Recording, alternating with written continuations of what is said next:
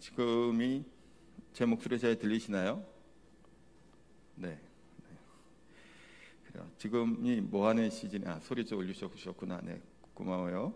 네, 지금이 뭐 하는 때죠? 네, 월드컵이 한창입니다. 우리나라가 극적으로 월드컵 16강에 진출을 했습니다. 물론 그 시간에 저는 자고 있었어요. 보지는 않았는데 극적으로 우리가 이기고 또 우루과이가 뭐 이기고 해갖고 우리나라 이제 그 16강에 진출했죠. 근데 이제 그 월드컵에 진출한 나라들을 이렇게 보면 그 어떤 나라들은 이제 유럽 국가인데 그 혈통적이라고 해야 될까요? 그 보면이 좀 흑인 계통이 있는 그 유럽 나라들도 좀 제법 되죠. 이제 그 얘기를 들어보면 이제 아프리카 쪽 뭐 이렇게 티니지나 그쪽에서 이렇게 예전에 이렇게 와갖고 이제 이렇게 살던 사람들도 이제 많다 그러더라고요. 그러니까 프랑스 쪽도 그렇고 그 몇몇 나라들은 보면 과거 이제 식민지를 지배를 하고 이렇게 노예로 잡아오고 했던 사람들이 그 본국에서 있다 떠나와서 그 유럽에 있는 그 나라에 정착하면서 이제 그런 여러 가지 혈통이 함께 그 나라를 이루고 있는 것을 보게 됩니다. 그러면 자기 혈통은 예를 들어서 뭐 티니지인데 자기 나라는 또 뭐 벨기에고 뭐 그러면 티니지와 벨기에랑 그러니까 벨기에의 국가대표로 나와서 이기지 못함을 또 이제 안타까워하는. 그리고 이제 그 사람은 본인 나라는 이제 일단은 벨기에인데 원래 이제 그거는 저쪽 또 아프리카 지역인 경우들이 있더라고요. 그러면 이 사람은 어디에 속한 사람일까요? 지금 자신이 어릴 때 살아왔던 그 뭐 벨기에면 벨기에, 프랑스면 프랑스 사람인 거죠. 한편으로는 겉으로 보는 이제 혈통적인 모습은 아프리카 쪽 사람이라는 게 또 드러나는 하여튼 그런 것들도 이제 발견하게 됩니다. 그러면 우리가 나라라고 하는 것, 민족이라고 하는 것이 무엇일까요? 우리는 대한민국 사람들이잖아요. 뭐 대부분 이제 혈통적으로도 대한민국 사람인 경우들이 많고 아니면 우리가 지금 이 땅에 한국에 살고 있으니까 또 그렇게 한국 사람이다라고 얘기할 수 있을 것 같습니다. 그러니까 한편으로는 우리 나라라고 하는 것, 또 그 나라의 문명과 또 문화자라 하는 것, 무엇을 가지고 이 나라 사람이다라고 얘기하는 것이 때로는 참 애매하다고 해야 될까요? 또 그런 경우가 또 생각이 들게 되더라고요. 오늘 본문은 예수님께서 하나님 나라를 선포하는 이야기로 이제 시작이 됩니다. 세례를 받으시고 시험을 받으시고 이제 드디어 본격적으로 이제 천국 복음을 전파하는 내용이 나옵니다. 여기서 가장 먼저 예수님이 전파한 내용이 무엇인가요? 천국이 가까이 왔다라는 거예요. 이 당시에 이스라엘 사람들은 유대인들은 로마라고 하는 나라에 이제 사실은 뭐 로마인 거죠. 왜냐하면 로마가 당시 다 이렇게 지배했던 당시니까 자신의 나라는 로마예요. 그러나 본인들은 하나님의 백성이라고 하는 유대인의 정체성을 가지고 있었죠. 근데 예수님께서는 또다시 천국에 대한 하나님 나라에 대한 얘기로 이제 공생의 사역을 시작하시는 것을 보게 됩니다. 그러면 우리가 나라라고 하는 것, 민족이라고 하는 것, 우리의 신분이 무엇인가라고 하는 부분들을 그냥 한번 좀 생각하면서 오늘 이 전파되시는 하나님 말씀을 좀 생각해 봤으면 좋겠습니다. 예수님은 갈릴리에서 가장 먼저 이제 복음을 전파하기 시작을 합니다. 근데 갈릴리에서 복음을 전파하시는데 그 시간이 예수님의 공생의 사역은 되게 짧죠. 3년 정도밖에 예수님의 공생의 사역은 되지 않습니다. 그러면 이 3년이라고 하는 시간 동안 이 하나님 나라, 천국이라고 하는 것을 이 땅 가운데 이 사람들에게 또 유대인들에게 아니면 하나님의 복음에 들어있는 그 자들에게 소개해주고 그들을 전해야 되는 그것들이 생긴단 말이에요. 3년이 긴가요? 짧은가요? 결코 그렇게 긴 시간은 아니에요. 그러니까 대통령의 임기가 5년인데 5년 동안 대통령이 뭐 이렇게 하고 내려가잖아요.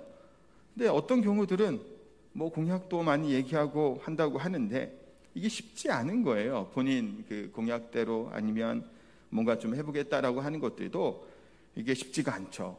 뭐 야당의 반대도 있고 다른 뭐 이제 정치적인 여러 가지가 걸리다 보면 그냥 5년이라는 시간도 이제 순식간에 지나가는 것을 우리가 뭐 자주 보잖아요.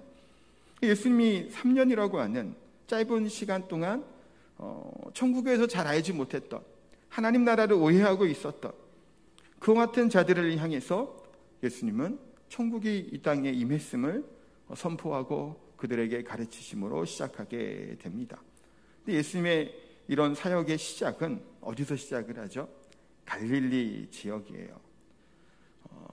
그렇게 이스라엘 사람들, 유대인들이 고대하고 기대하는 예루살렘 성전이 아니고 유대 지역이 아닌 아주 예루살렘에서 멀리 떨어져 있는 북부 갈릴리에서 이제 사역을 시작하십니다. 12절에 보니까 예수께서 요한이 잡히셨음을 들으시고 갈릴리로 물러가셨다가 라고 하면서 예수님의 이제 공생의 사역 시작이 요한이 잡힌 그 시점부터 이제 시작을 하게 됨을 봅니다.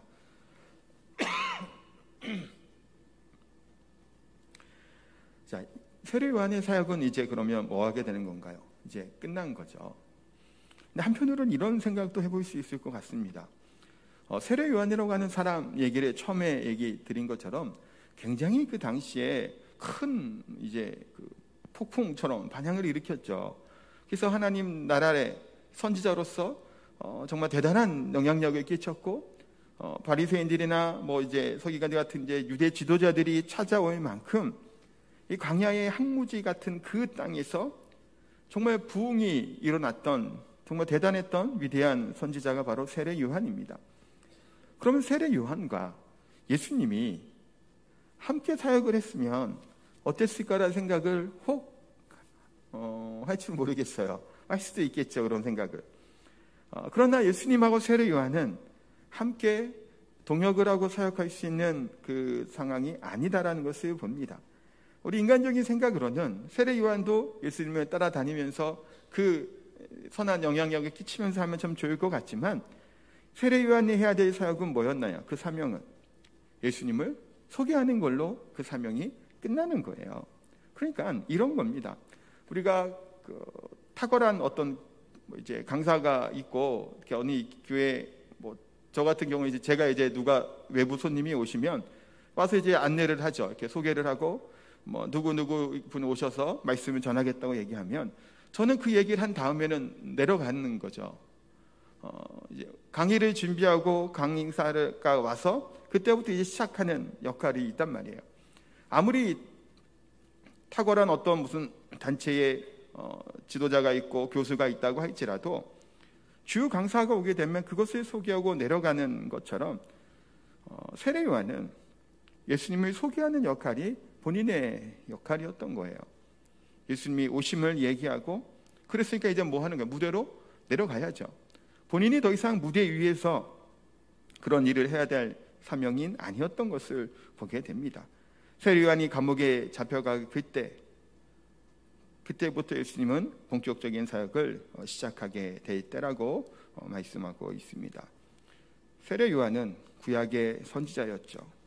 근데 구약 시대는 세례 요한이 감옥에 갇힘으로 끝나게 되고, 즉 그러니까 구약의 모든 제사와 선지자들의 활동은 예수님이 오심을 예비하는 뭐였나요? 가정이었죠.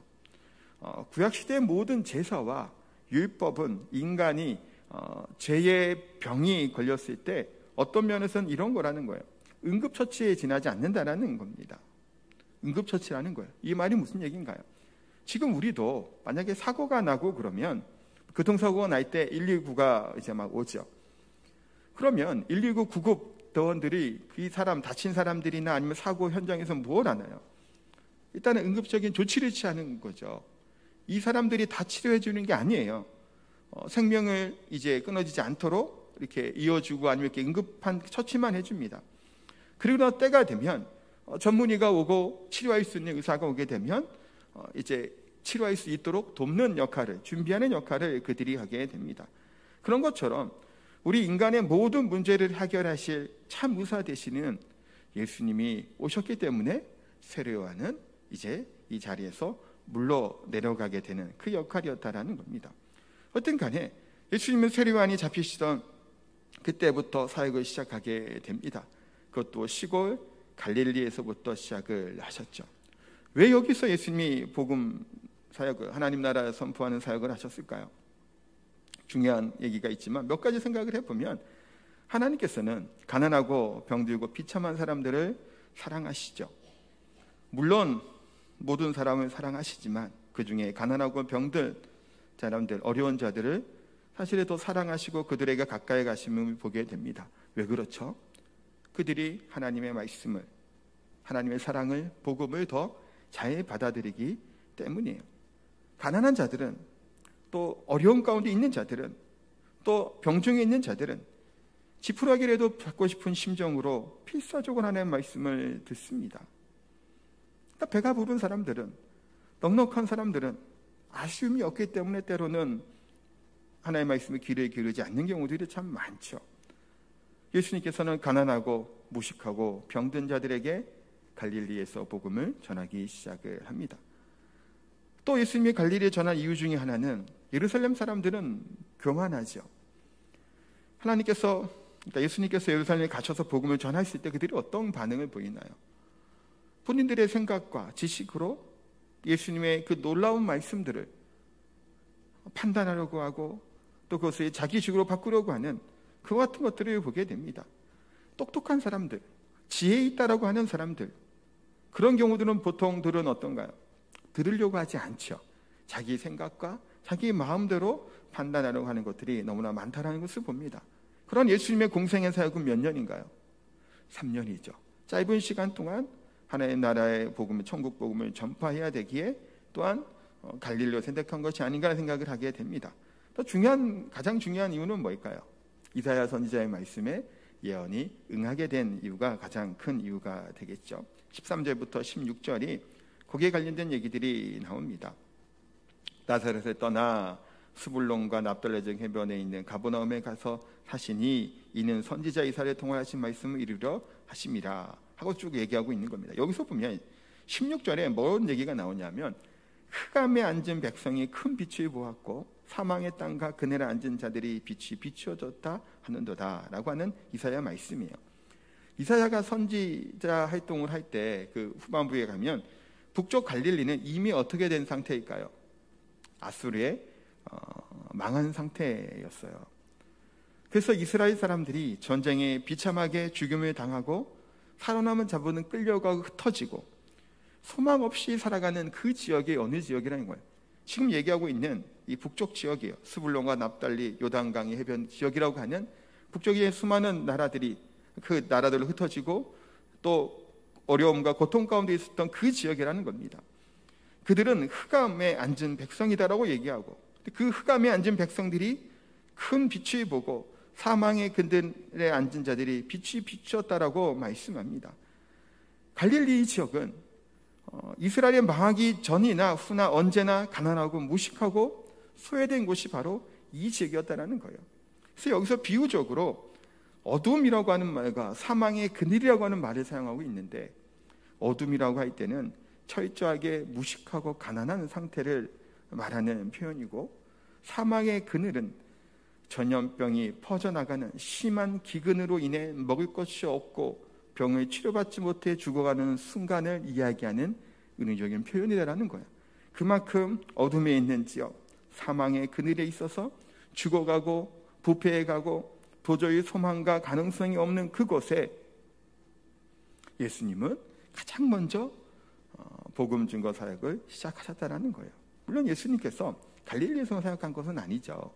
유대 지역에 가셔도 하고 또 이방 지역, 베레아 지역으로 가시긴 했지만, 가장 먼저 또 베이스 캠프처럼 주 무대가 되는 갈릴리 지역, 관심받지 못하는 소외받은, 또 하나님의 사랑과 또 은혜가 필요한 그 지역에서 천국 복음을 선포하기 시작하십니다.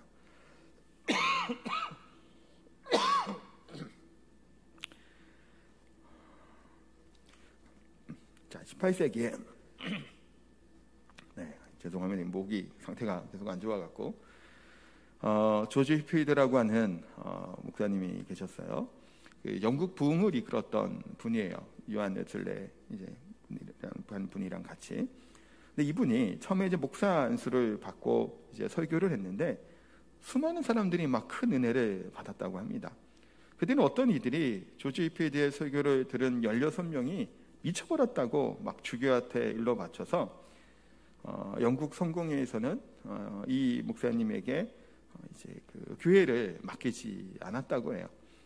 그래서 뭐 어디 가서 뭐 설교하고 할 수 있는 공간이 없잖아요. 그래서 이 조지 휘필드 목사님이 탄강촌에 가서 거기서 이제 설교를 하고 복음을 전하기 시작했다고 합니다. 그때 강부들의 시커먼 얼굴에 2개의 줄이 생겨나기 시작했다는 거예요. 이 2개의 줄이 뭘까요? 강부들의 눈에 눈물이 이제 생기게 되고 흘렀던 눈물을 의미하는 겁니다. 그것을 통해 하나님은 부유하고 또 잘 사는 그런 사람들뿐만이 아니라 어찌 보면 좀 비참한 현실이고 큰 이제 성공을 보지 못할 것 같은 그런 사람들에게도 동일하게 하나님의 은혜가 또 하나님의 그 말씀이 그 가치가 그들에게는 똑같이 적용된다는 사실을 알려주고 있음을 보게 되는 겁니다.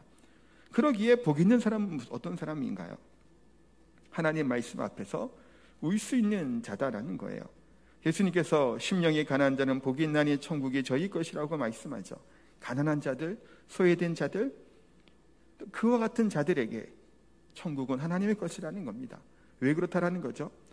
가난하기 때문이 아니에요. 신분의 문제를 있는 것이 얘기하는 것이 아니에요. 그들의 중심이 하나님의 복음에 귀를 기울이고 하나님의 나라를 사모하는 그 심령이 있기 때문에 그렇다라는 겁니다.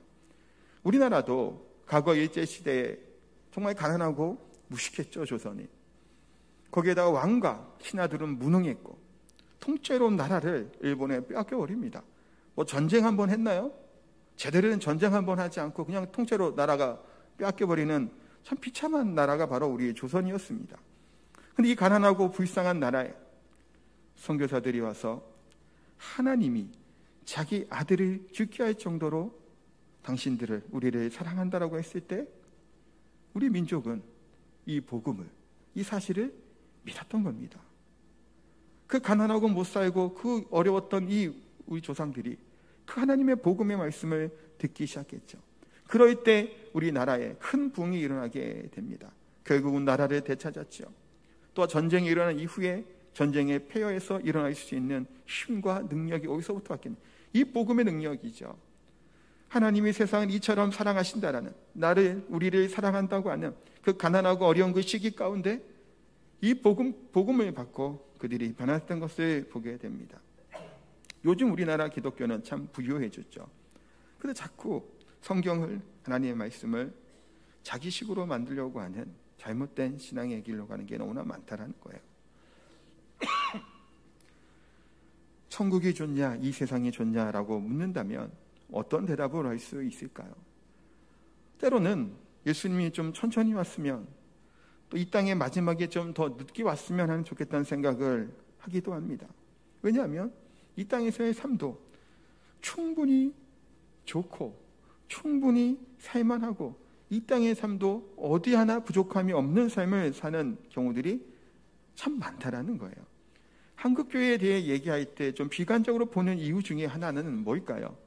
그만큼 우리나라가, 우리 한국교회가 부유해졌기 때문에 거기에 따른 하나님을 향한 열망과 마음이 많이 사라졌다는 것에 문제가 있다고 얘기를 합니다. 그렇다면 우리도 지금도 가지고 있는 것이 없을 수는 없죠. 우리의 물질이나 우리들의 누릴 수 있는 것들은 이미 우리가 하나님께 주신 나름 복이에요. 그 누리는 건 누립니다. 그러나 무엇보다 중요한 것은 우리가 많고 적음의 문제가 아니라 우리의 심령은 가난한 자의 심령이 되어서 예수님께서 이 고난받 어렵고 하고 눈물 많은 이 북부 갈릴리 지역에서 하나님 복음을 전파하시며 하신 것처럼 우리의 심령이 이들과 같은 심령으로, 아니면 조선시대의 우리 조상들의 모습들처럼 한국전쟁 이후에 일어나게 되는 가난하고 힘들었던 그들의 심령처럼 우리의 심령만큼은, 우리의 중심만큼은 하나님의 말씀에 붙들고 그것을 사모하는 자의 모습으로 서야 될 줄 압니다. 그와 같은 자가 될 때 우리는 복 있는 사람이고 복받은 자의 모습으로 살아갈 수 있을 줄 믿습니다. 자, 예수님께서는 전파하신 배경이 뭔가요? 천국이 가까이 왔음을 이야기를 합니다. 17절이에요. 17절 한번 같이 읽어볼까요? 이때부터 예수께서 비로소 전파하여 이르시되 회개하라 천국이 가까이 왔느니라 하시더라. 예수님은 천국이 가까이 왔음을 이제 선포하십니다. 근데 이게 그 세례 요한이 했던 복음의 전파랑도 비슷하죠. 세례 요한도 회개하라 천국이 가까이 왔다라고 외쳤는데 이거는 미래형에 대한 선포입니다. 곧 천국이 도래하고 임하게 될 것을 세례 요한은 선포했어요. 그러나 예수님이 하나님 나라를 선포한 것은 이미 임했음을 선포하는 겁니다. 누구든지 죄를 버리고 예수님의 말씀을 믿기만 하면 천국 백성이 될 것에 대해서 말씀하고 계신 거예요.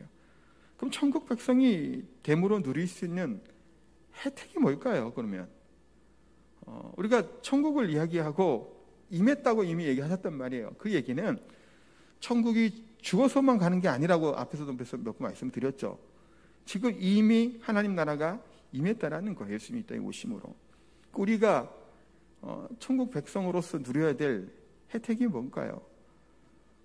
그냥 예수님 잘 믿으면 좋은 출세하고 복받고 부자 된다라는 의미 있겠냐라는 거예요. 그와 같은 것만은 아니죠. 어찌 보면 그것은 세상에 이를 수 있습니다. 가장 천국에서 가장 백성으로서 누릴 수 있는 가장 중요한 복은 하나님과의 막힌담이 무너진 거예요. 그리고 하나님께 나아갈 수 있게 된 겁니다. 우리는 하나님께 나가지 못하는 존재들이죠. 근데 하나님의 천국 백성이 됨으로 말미암아 하나님께 나아갈 수 있는 자가 된 거예요. 그래서 하나님께서 주시는 하나님의 하늘의 신령한 복들을 우리가 누리며 살아갈 수 있는 그런 특권을 우리가 가지게 되었다는 겁니다. 또 하나님의 신이 하나님의 말씀을 깨닫고 또 그런 말미암아 우리가 자발적으로 순종할 수 있는 힘을 주시는 거예요. 우리 인간이 가장 중요한 것 중 하나가 뭘까요? 하나님 말씀을 순종할 수 있는 힘이에요. 하나님 말씀을 깨닫는 겁니다. 이것이 바로 하나님의 통치고 인간에게 주시는 최고의 우리 하나님의 천국 백성으로서의 자격이라고 할 수 있죠. 또한 우리 하나님께서 우리의 기도를 들으시고 악한 세력들로부터 이기고 승리할 수 있는 능력을 우리에게 주시는 거예요. 이것이 천국 백성으로 누릴 수 있는 놀라운 복이죠. 뿐만 아니라 이 세상에서 있는 복도 하나님께서 누릴 수 있는 은혜와 복을 허락해 주시는 겁니다. 왜냐하면 이 세상에 있는 모든 것도 다 누구 것이에요? 하나님 것이죠. 영적인 것뿐만 아니라 이 땅에 또 누릴 수 있는 것 하나님이 우리에게 복으로 주시는 거예요. 그러니까 우리가 이게 똑같이 이꼬르다라고 하기는 그렇지만 우리 한국 교회도 초창기에 이렇게 가난하고 어려운 하나님 앞에 열심히 신앙생활을 하게 될 때 하나님이 교회의 영적인 부흥도 허락해 주셨지만 뭐와도 같이 주셨나요? 물질적인 복도 같이 주셨죠. 그래서 부강한 나라가 되게 됨을 우리가 또한 보게 됩니다. 하나님이 주시는 천국 백성으로서의 삶을 우리가 살아가고 누리게 되는 거죠. 또 이 세상에서 우리가 믿음으로 사는 것은 하나님 나라 가게 될 때, 그러니까 이 땅에서 하나님 나라가 아니라 우리가 죽어서나 예수님 다시 오셨을 때 가게 됐을 때 하나님 나라 천국에서 상급으로 또한 나타나게 됨을 말씀하고 있습니다. 모든 사람이 다 똑같지는 않다라는 거예요.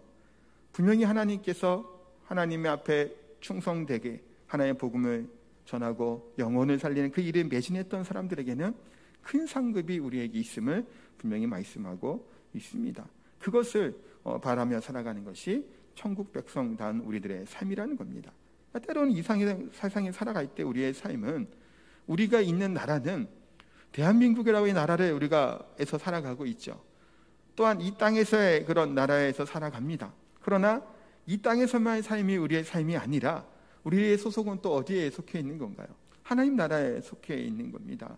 이 땅에서의 삶만이 우리의 삶이 아니라 영원한 하나님 나라가 우리 가운데 이 땅에 살면서 이것이 이루어지게 되는 것이고, 우리가 나중에 하나님 나라 천국에 갔을 때 또한 그것이 하나님 영광 가운데 나타나게 될 그와 같은 백성이 바로 천국 백성의 우리의 삶이다라고 분명히 말씀하고 있습니다. 그런 천국 백성의 삶을 살아가는 우리들에게 요구되는 것 중에 하나가 무엇일까요? 예수님께서는 제자들을 부르십니다. 이게 세 번째 생각해 볼 부분이에요. 3년이라고 하는 짧은 시간 동안 하나님 나라를, 천국 복음을 증거하고 전파하시기 위해서 예수님은 그러니까 하나님 나라의 일꾼들을 갈릴리의 그 어부들을 통해 먼저 부르시죠. 18절부터 20절 말씀 한번 볼까요? 갈릴리 해변에 다니시다가 두 형제 곧 베드로라는 시몬과 그의 형제 안드레가 바다에 금을 던지는 것을 보시니 그들은 어부라 말씀하시되 나를 따라오라 내가 너희를 사람을 낚는 어부가 되게 하리라 하시니, 하나님 나라 증거와 선포를 위해서 예수님이 제자들을 부르십니다. 예수님 혼자가 아닌 예수님의 제자들을 통해 또한 이 하나님 나라 증거되고 전파되기 위함이죠. 두 명의 이름이 뭔가요? 베드로와 안드레입니다. 이들은 어부였는데 참 예수님의 부르시는 이게 언어적인 표현이라고 해야 될까요? 어부에게 사람을 낚게 해야겠다라고 하는 걸로 통해서 이들에 대한 소명을 부어주시는 것을 보게 됩니다. 어부는 물고기를 낚는 자들이죠. 근데 이제는 무엇을 하겠다는 건가요? 사람을 낚는 어부가 되게 하겠다라는 겁니다. 예수님은 이들을 택하고 이들을 부르셨을 때 탁월한 사람들, 대단히 뛰어난 학식이 있는 사람들을 선택하지 않으셨죠. 또 이들의 선택함에 있어서 특별히 무슨 고시를 치르는 것처럼 그런 모습으로 이들을 부르신 것도 아닙니다. 이들에게 요구되는 것이 무엇이었을까요? 예수님을 따라가는 믿음이 있으면 되었던 거예요. 또한 예수님이 시키는 대로 그 일을 하고 가르침을 듣고 또 기도하는 모습을 보고 따라 기도하고 예수님이 하시던 그 일들을 따라하면 되는, 그것을 보고 배우는 일이 이 제자들이 해야 되는 일이었다는 겁니다. 이들은 어부였죠. 물고기를 낚아보았지만 사람을 낚는다라는 것, 그 영혼에 낚는다라는 것은 무엇인지 잘 몰랐을 겁니다. 그러나 이 세상에 있는 물고기가 아닌 영원한 가치를, 사람의 영혼을 낚는 온 천하보다 귀한 이 세상 그 어떤 것보다 소중히 여기는 한 사람의 심령을 낚아내는 그 일들을 위해 베드로와 안드레의 제자들은 부름을 받게 됩니다. 이 두 명의 제자는 예수님을 따르죠. 여기서 보면 뭘 얘기하나요? 그물을 버려두고 예수님을 따랐다라는 겁니다. 그물은 본인들의 소유이죠. 또한 생계의 수단입니다. 자신들이 먹고 살기 위해서는 꼭 필요한 것, 그것이 바로 그물인데 이 그물을 버려두고 하나님 나라의 복음을 위해서, 말씀을 위해서 자기의 모든 생계를 내려놓고 예수님을 따르기로 결단을 하게 된 겁니다. 두 명의 제자는 이와 같이 예수님을 따랐고 21절, 22절 보니까 또 다른 제자들이 나옵니다. 더 가시다가 다른 두 형제 세베대의 아들 야고보와 그의 형제 요한이 그의 아버지 세베대와 함께 배에서 그물 깁는 것을 보시고 부르시니 그들이 곧 배와 아버지를 버려두고 예수를 따르니라 라고 얘기합니다. 앞에 베드로와 안드레와 비슷한 일을 하고 있었던, 같은 동족 어부를 했었던 야고보와 요한을 부르셨죠. 근데 두 명의 아들들이 아버지와 함께 그물을 깃고 있었던 것을 보십니다. 아마도 세베대는 부유한 사람으로 보여지죠. 일꾼도 있었고 배도 있었습니다. 그래서 버려두고 간다라고 할 때 배와 아버지를 버려두고라고 얘기를 합니다. 앞에 베드로와 안드레는 그물을 버려뒀다고 얘기를 하죠. 그러면 배는 자기 배가 아닐 수 있어요. 그런데 배를 버렸다는 얘기는 배에 있는 모든 것을 뜻하는 거죠. 아버지를 버렸다는 것은 뭘까요? 본인들이 그 부유한 집안 안에서 그러면 상속을 받고 누려야 되는 것들을 다 모았다는 걸까요? 버려두고 내려놓고 예수님을 따랐다라는 겁니다. 어쩌보면 세베대는 두 아들이 자기를 이어서 이 가문의 일들을 잘 더 번창하고 잘하기를 원했을 수 있습니다. 기업을 잇고 가업을 잇는 것, 또 중요하고 의미 있는 이야기겠죠. 그러나 두 아들들은 그물을, 배를 다 버려두고 예수님을 따르기 시작을 합니다. 어찌 보면 예수님을 따르는 삶들은 모든 것을 버려두는 자, 내어놓는 자가 하나님 나라에 합당한 자로 보여지죠. 우리의 영혼은, 가장 귀한 우리의 영혼은 학벌이나 소유의 많고 적음으로 살 수 있는 것이 아니죠. 예수님께서는 우리에게 이 세상에서 썩을 양식을 위해서 일하지 말고 영생하는 양식을 위하여 일하라고 말씀합니다. 가장 가치 있는 것을 위해 이들은 자신들이 지금 하고 있는 이 땅의 것들, 물고기를 잡는 것들을 다 내어놓고 예수님을 쫓은 겁니다. 그렇다고 우리가 모든 사람들이 다 신학을 하고 선교사 나갈 수 있는 것은 아니죠. 그러나 우리 모든 심령 성도들 한 명 한 명에게 뭘 하기를 예수님이 원하시는 걸까요?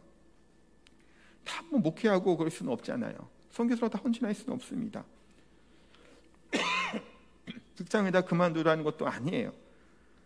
그러나 예수님을 따르는 제자가 되라는 거예요. 이 제자가 된다는 것이 무엇일까요?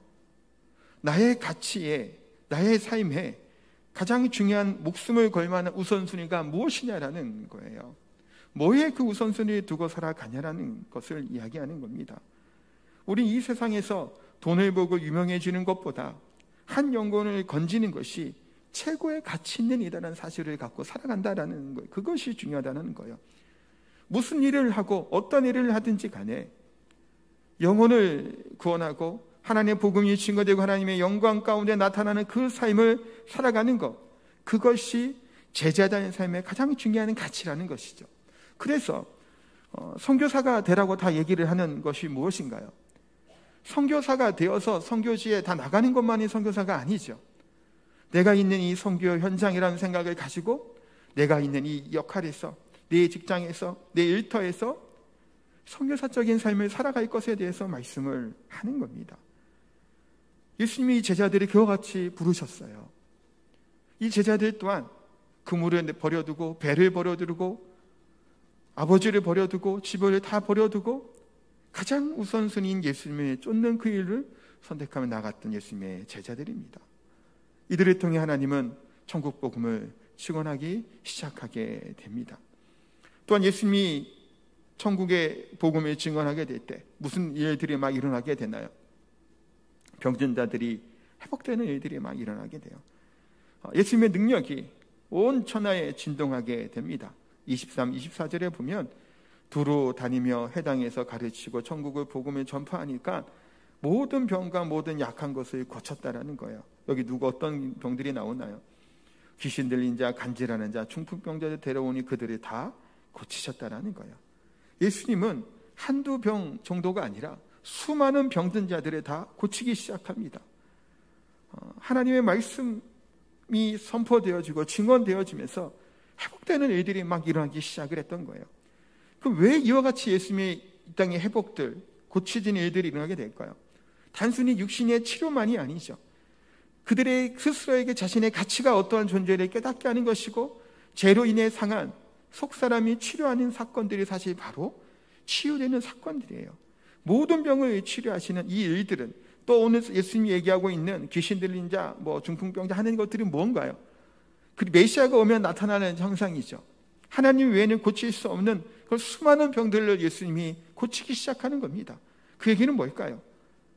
하나님이 이 어둡고 죽음의 늪에 있고 사망의 그늘에 있는 이들에게 빛을 비추기 시작했다는 사실을 알려주는 거예요. 당신들에게, 너희들에게 이 복음이, 천국 복음이 증거되고 하나님의 사랑이 너희들에게 지금 가득 차고 있음을 예수님이 고치는 사역들을 통해 나타나 보여주시는 겁니다. 너희들은 지금 버림받은 자들이, 소외된 자들이, 아무도 관심 없는 그런 자들이 아니라 하나님이 그 누구보다도 사랑하는 하나님의 능력이 나타나는 그 지역의 그 백성이라는 사실을 이 치유 사건을 통해서 하나님이 보여주고 계시는 거예요. 더 이상은 소외된 자들이 아님을, 더 이상은 하나님으로부터 멀어진 자들이 아니고 하나님의 사랑과 은혜가 가득한 그 지역이고 백성들이라는 사실을 하나님은 깨닫게 해주시는 겁니다. 사람들이 보는 앞에서 그와 같은 장애 있는 자들이 일어납니다. 눈을 뜹니다. 하나님의 살아계심이, 능력들이 메마른 땅에 단비가 내리는 것처럼 그들에게 하나님의 폭발적인 부흥이, 하나님의 말씀이 증거되기 시작을 하고 있습니다. 사랑하는 성도 여러분, 하나님께서는 우리를 부르시고 하나님의 자녀 삼으셔서 하나님의 천국 백성다운 그런 소망을 갖고 우리를 살아가게 하시죠. 때로는 우리 현실의 삶 가운데서도 우리의 어려움을 치료하시고 우리를 회복시켜 주시고 우리의 질병을, 왜 가족들의 어려움을, 지금 있는 직면의 문제들을 해결해 주심으로 말미암아 하나님의 사랑이 얼마나 우리들에게 덮고 계시고 긍휼하심이 있는지를 깨닫게 해주시는 줄 압니다. 그러기에 우리는 이 세상의 다른 사람들을, 누군가를 보기보다는 하나님을 더 의지하며 말씀을 믿는 천국 복음의 삶을 살아가는 우리의 삶이 되기를 소망합니다. 제자들은 자신들의 가치와 우선순위에 예수님께 두고 그를 향해 따라갔던 이들의 모습을 봅니다. 우리에게도 오직 힘이 되시고 능력이 되시는 분은 우리 예수님이시고 이 복음의 능력인 줄 믿고 우리 하나님만이, 우리 주 예수 그리스도만이 우리의 소망되고 우리의 힘이 되시고 반석되심을 고백하고 또 하나님의 복음을 증언하며 그 하나님의 천국 백성다운 삶으로 살아갈 수 있는 저 우리 성도님 다 되시기를 예수님의 이름으로 축복하고 기도합니다.